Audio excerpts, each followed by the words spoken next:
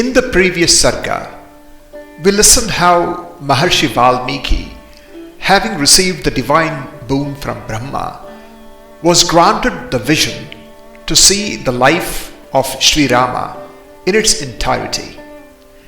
Not only the events, but even the subtlest thoughts within the hearts of its characters. Thus was born the Ramayana, a complete and sacred rendering of Rama's life. But a question remained: who would carry this forward? Who would give it voice to this great composition? In this Sarga, we witness how the Ramayana is not merely composed but sung, and more importantly, we begin to understand what it truly means to listen well.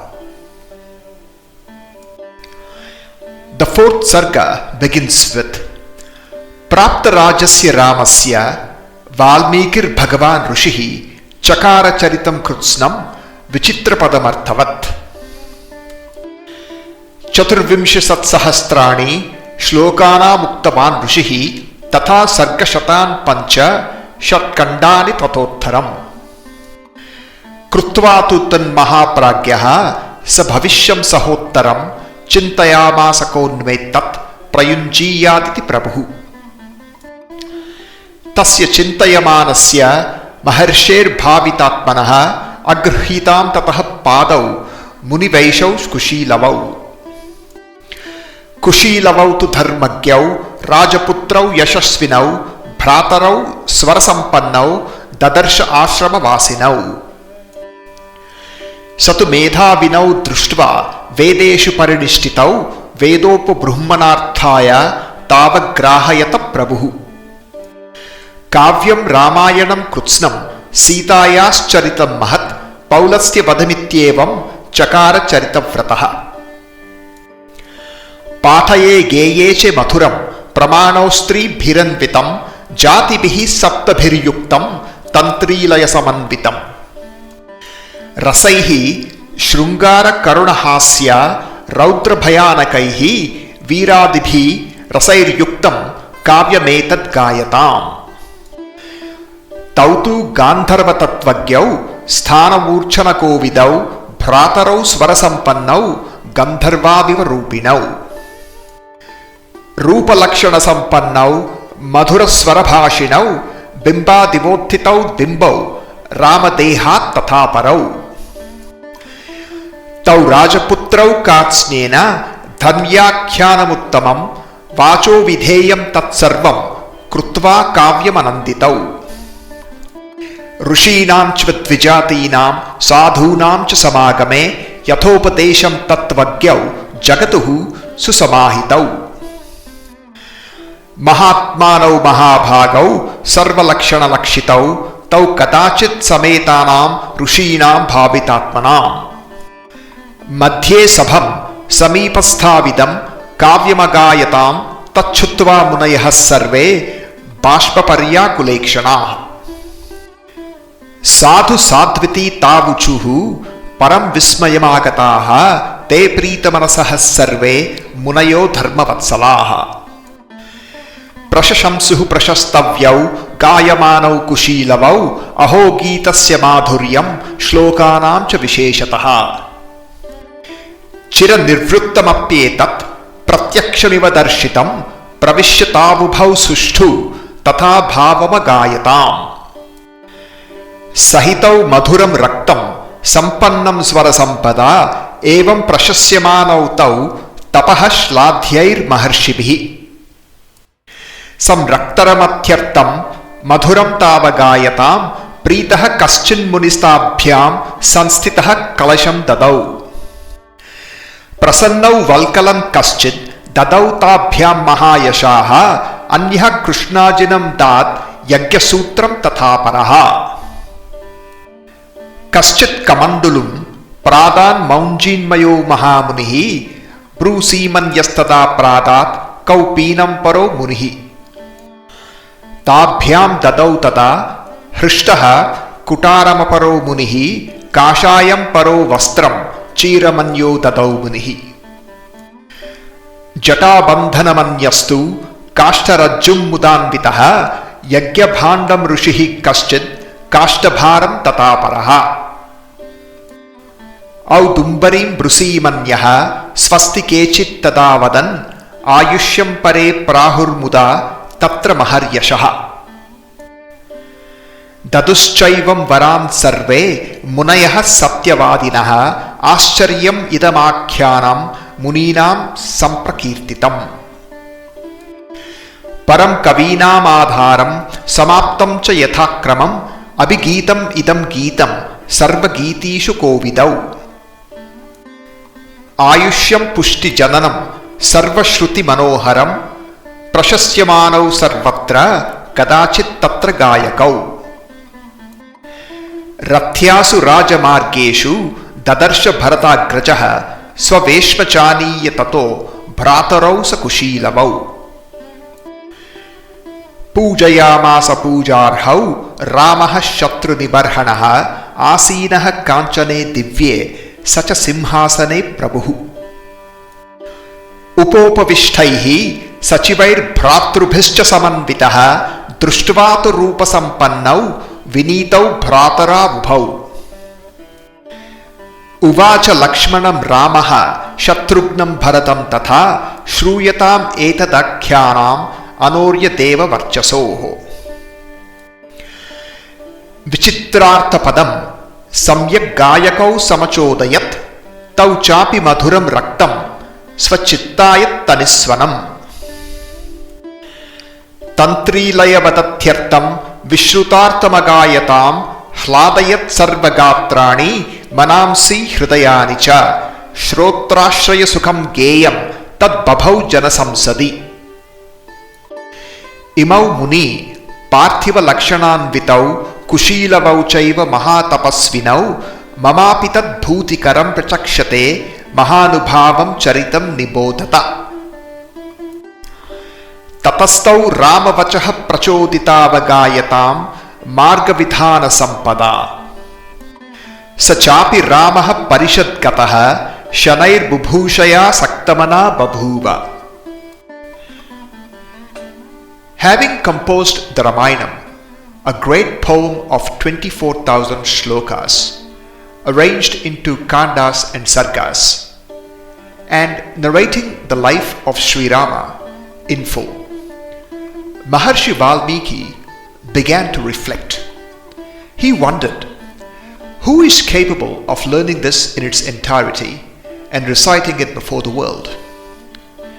As he was thinking thus, two young boys approached him. They were Kusha and Lava, the sons of Sri Rama and Sita, raised in the ashram of Valmiki himself. They bowed at his feet with humility. Valmiki looked upon them with affection. They were disciplined, devoted, well versed in the Vedas, and gifted with a melodious voice. Recognizing their potential, Valmiki began to teach them the Ramayana. He instructed them in the verses, in their meaning, in rhythm and intonation, and in musical expression. The Ramayana was not merely recited, it was sung with proper rhythm in the 7 notes and expressing the full range of emotions: love, sorrow, courage, wonder, and serenity. Kusha and Lava mastered it completely. One day they stood before a gathering of rishis and they began to sing. As they sang, the rishis were deeply moved. Though the events belonged to the past, they appeared as though unfolding in the present moment. The rishis listened with full attention. Their hearts were touched, their eyes filled with tears. They praised the boys. Wonderful is his narration, the melody, and the expression. Delighted by their singing, the various rishis began to offer the boys gifts.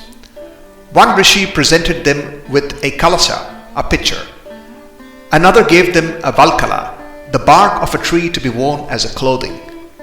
Yet another offered them krishnajana, a deer skin. And one placed upon them the yagyopavita, the sacred thread.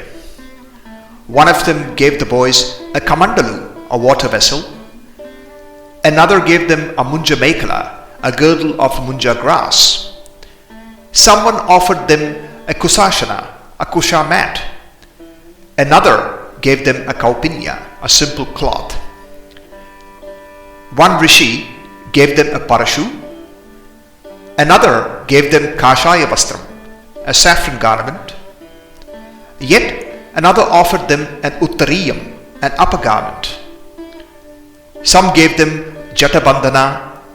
Another gave them a raju, a havish patra, and a samidhi, which is a firewood. Another gave them a wooden sheet, an unumbarasana, and many simply offered their ashirvada, or blessings. In this way, the rishis honored the two boys. Encouraged by this, Kusha and Lava continued to sing the Ramayana. They sang in different places, including the streets of Ayodhya. People gathered wherever they went. They listened with great interest. The story spread through their voices. And one day, Sri Rama himself heard about them. He invited them to his court. Seated upon his throne, surrounded by his brothers and ministers, Rama asked them to sing. Kusha and Lava began. They sang the Ramayana in a sweet and melodious voice. As Rama listened, he became absorbed. The story of his own life unfolded before him. Let us pause here and reflect. This Sarga offers us two quiet teachings. One through what is given, and another through how it is received. The nature of giving, not apatradhanam. Look closely at what was offered to the boys. Not ornaments, not wealth, not objects of comfort, but a kalasa, a kamandalu, a valkala, a kusashana, and a samidhi. Each gift was aligned to their stage of life. They were brahmacharis, students. What was given was not indulgence. It was support for their path. There is a quiet discipline here. To give is not merely to give what we value. It is to give what is appropriate for the one receiving. The other quiet lesson here is the art of listening. Now observe how the rishis listened. They were not passive. They were not distracted. They were not analyzing. They were simply present. This is why the Upanishads say, Nayamatma pravachanena lapyaha.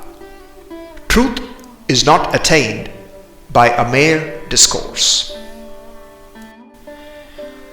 Listening, when complete, becomes something more. In such listening, the mind quietens, the attention deepens, and the separation reduces, and the story is no longer outside. This is why the rishis could say, what happened long ago appears as though it's present now, because Sarva Khalidam Brahmam, all of this is just one. There is no real distance between the past and the present, between the listener and the story, and this is why even Sri Rama listens. And Sri Rama did listen to this enchanting poem sung by Lava and Kusha, not as a king, not as a subject, but as one who is totally absorbed. And finally, we are reminded, Yato Vacho Nivartante, where the words and even the mind fall silent. And yet, through such listening, something is touched. To listen well is not merely to understand, it is to be present, to be open, to be moved. And in that listening, the Ramayana is no longer just heard, it is experienced.